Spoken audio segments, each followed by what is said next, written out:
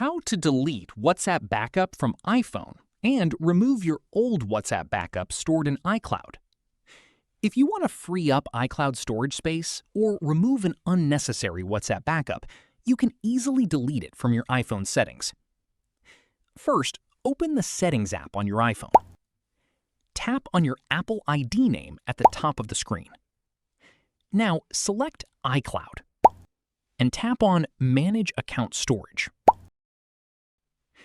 Scroll down and find WhatsApp Messenger from the list of apps using iCloud storage.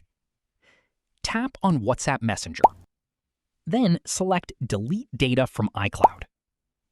A confirmation message will appear. Tap Delete to permanently remove your WhatsApp backup from iCloud. Keep in mind that after deleting this backup, you won't be able to restore your WhatsApp chats from this backup in the future, unless you create a new backup. So that's how you can delete WhatsApp backup from iPhone and free up iCloud storage space. If this guide helped you, make sure to like and subscribe for more iPhone tips and tutorials.